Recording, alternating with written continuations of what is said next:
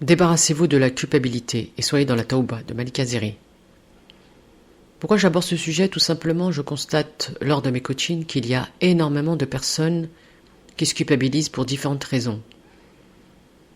Une personne qui se culpabilise d'avoir dit des choses qui ne vont pas dans le sens de la personne. Ou des personnes qui se culpabilisent de ne pas être parfaites. Ou d'autres qui se culpabilisent parce qu'on les culpabilise d'avoir dit ou fait. Ou d'autres qui se culpabilisent d'avoir fait quelque chose qui leur paraît mal dans le passé. Et d'autres qui se culpabilisent d'avoir dépensé ou fait des actes qui vont à l'encontre de leurs convictions religieuses. Nous avons tous vécu la culpabilité dans notre vie, moi la première. La culpabilité laisse un goût amer et empêche de recommencer l'expérience. C'est un sentiment négatif qui a été appris lorsque nous étions enfants. Lorsqu'un parent vous a dit « c'est mal ce que tu as fait », tu n'es pas une fille gentille, tu es méchante ou tu es méchant. Ou plus tard, lorsqu'on entend « c'est à cause de toi ce qui arrive », tu as tout gâché, on ne peut pas te faire confiance. Lorsqu'on est enfant, nous voulons tous faire plaisir à nos parents, nous voulons leur approbation. Et lorsqu'ils nous grondent, on se culpabilise. On se sent coupable et honteux, c'est ça la culpabilité. Lorsque vous sentez le sentiment de honte et le sentiment d'être coupable, coupable d'avoir fait quelque chose de mal. Les parents souhaitent avoir des enfants qui ne répondent pas, qui écoutent, qui soient gentils, parfaits. Mais en ayant ces croyances, on tue leur élan de vie. En étant dans l'amour, dans le pardon, dans l'acceptation, nous les aidons à grandir, car le rôle des parents est d'amener leurs enfants à devenir ce qu'ils sont censés être, et non ce que nous voulons qu'ils soient, car tout est programmé en eux, comme une graine qui contient tout son potentiel. Si la graine est programmée pour devenir une tomate, elle deviendra. On ne peut pas la transformer en citron. C'est la même chose pour nos enfants. Tout est programmé dans leur fitara. Pourquoi on ressent la culpabilité? Parce qu'on recherche l'amour de nos parents et on ne veut pas perdre le lien qui nous unit. On peut ressentir la même chose pour nos enfants, pour notre conjoint, pour une amie, pour un frère, pour une sœur, pour toutes les personnes avec qui nous avons l'affection. C'est pour cela qu'il est important de ne pas se culpabiliser. Ça empêche d'apprendre de ses erreurs. Nous avons droit à l'erreur. Personne n'est parfait. Lorsque nous sommes en apprentissage, il est normal de trébucher comme un enfant qui apprend à marcher. Il tombe des milliers de fois. Et il ne viendrait pas aux parents de dire pourquoi tu tombes, parce qu'ils savent que ça fait partie du processus d'évolution. Et pourquoi on n'intègre pas ce processus à tous nos apprentissages? On apprend à marcher, à parler, à écrire, à compter, à se faire des amis, à aimer, à pardonner, à être patient, à être généreux, à avoir du courage, à être un époux, à être un parent.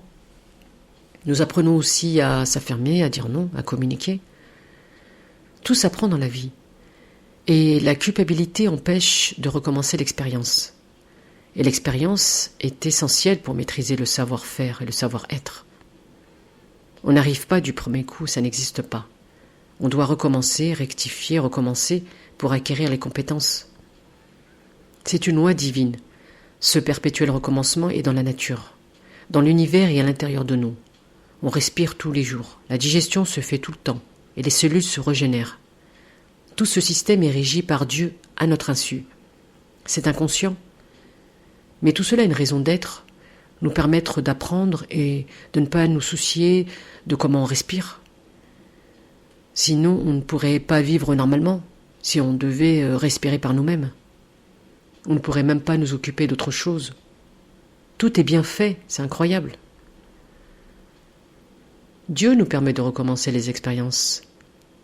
La culpabilité n'est pas une conception islamique. Nous ne naissons pas pécheurs ou porteurs d'un péché originel.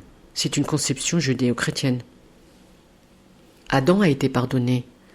Dieu dit, dans la sourate 2, verset 37, « Alors Adam se fit projeter des paroles de son enseigneur, qui ainsi revint à lui. Vraiment lui, celui qui fait toujours retour, le très rayonnant d'amour. » Ce retour vers lui est la notion même de Taouba, qu'on reviendra dessus un peu plus tard. La conception islamique dit que nous naissons tous et toutes avec la fitra. La fitra est souvent traduite par la prime nature, l'être originel. Cheikh Bentounes donne une très belle définition de la fitra dans son livre « La thérapie de l'âme ». Il dit « La fitra, c'est en quelque sorte une graine qui contient à la fois toute l'information, toute la volonté et la capacité de l'être, et qui n'a encore rien subi. Et cette graine est déjà au fond de chacun de nous avant même notre naissance.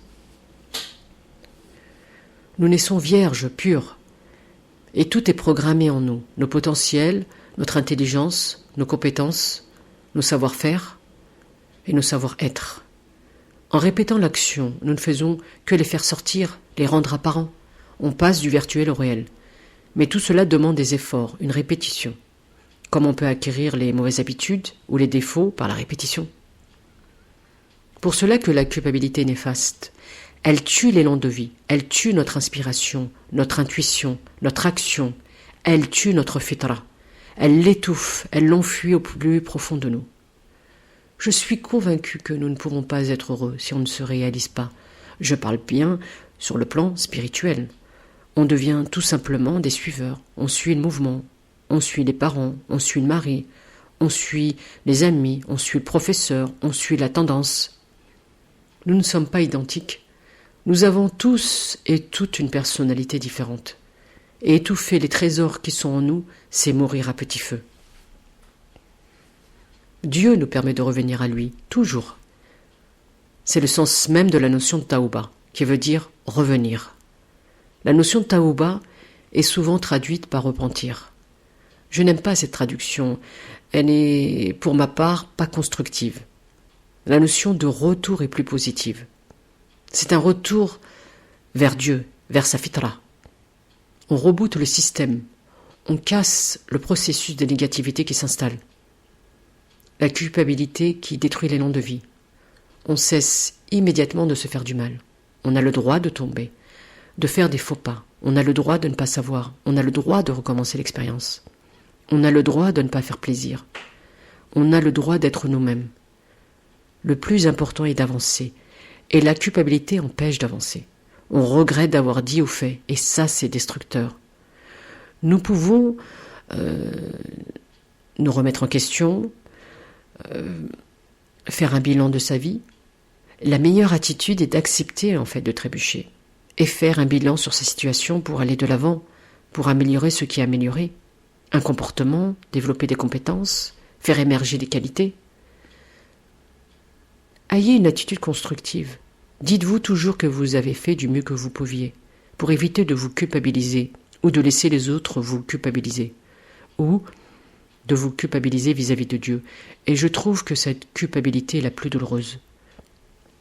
Dieu ne nous demande pas de nous culpabiliser, c'est une invention humaine.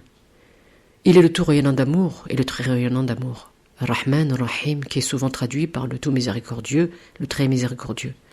Voyez-vous une quelconque culpabilité dans le Rahman? Au contraire, c'est un élan de vie incroyable, qui capitalise nos énergies, car la culpabilité détruit nos énergies positives. Dites-vous toujours, qu'est-ce que je peux faire pour améliorer cette situation? Que dois-je apprendre? Qu'est-ce qui dépend réellement de moi? Qu'est-ce qui ne dépend pas de moi? Mais jamais dire, j'ai mal fait, je suis nul, je n'aurais pas dû. Ça ne sert à rien de se lamenter ou de se culpabiliser. On ne revient jamais dans le passé.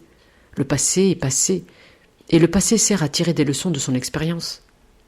On accepte sa part de responsabilité, on assume ses actes, et on passe à l'action, sans jamais se culpabiliser, qui est contre-productif. Et la culpabilité a une tendance à nous marquer au fer rouge. Prenez conscience que vous êtes faillible, et que vous n'êtes pas des anges. Sinon, les anges nous salueraient à leur passage. Donc soyez cool avec vous-même, soyez compatissant. Et pardonnez-vous d'être un être faillible, mais qui tend à s'améliorer. C'est ça la beauté de l'être humain, cette capacité à se dépasser, à se transcender et à devenir ce que vous êtes censé être.